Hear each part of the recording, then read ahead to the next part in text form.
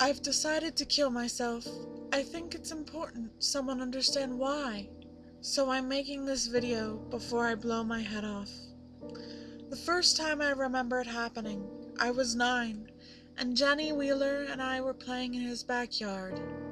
The sun was setting over his back fence, warm oranges and red shining through the bone-white slats, like a creamsicle against pearly white teeth.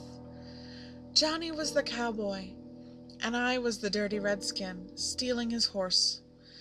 We ran around the swing set, him laughing and me whooping and threatening to scalp him. When he tripped, I ran to where he laid in the dirt, scooping up a handful of air and pointing my finger at his nose, and proclaimed, "I got your gun now!" Bang!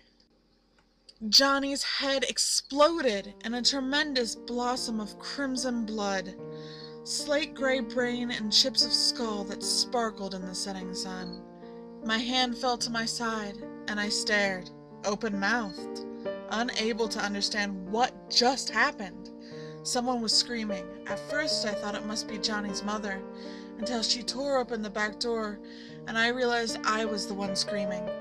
Johnny's mother crumpled up against her son's headless body, adding her broken sobs to my horrified cries.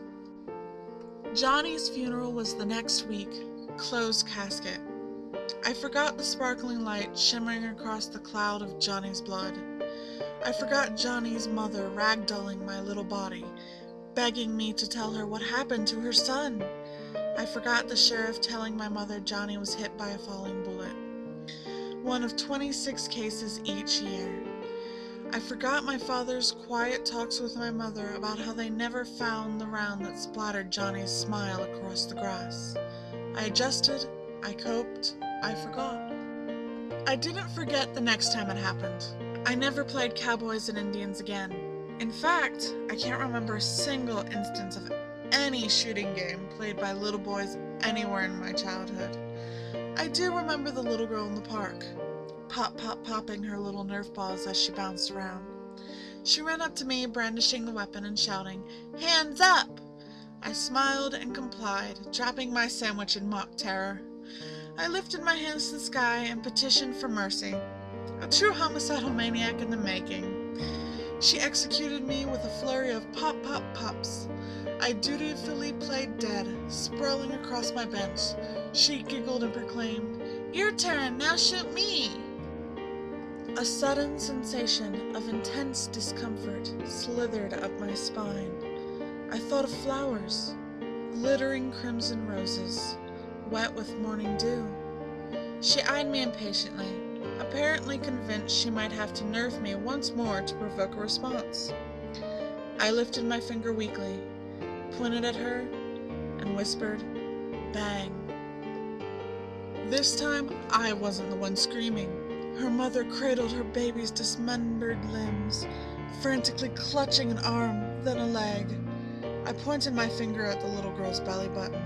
The moment the word left my lips, she raptured like a water balloon filled with punch and soaking bits of crimson-colored fruit.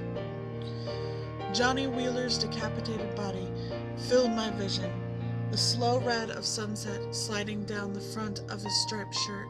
I ran. I can't do this anymore. I got pissed at Laura yesterday and put my finger in her face to tell her off. I didn't even say it. I couldn't bring myself to sop my girlfriend's brains off the kitchen floor. I can't do this anymore. All I have to do is put my finger against my temple and say it. At least I'll go out with a bang.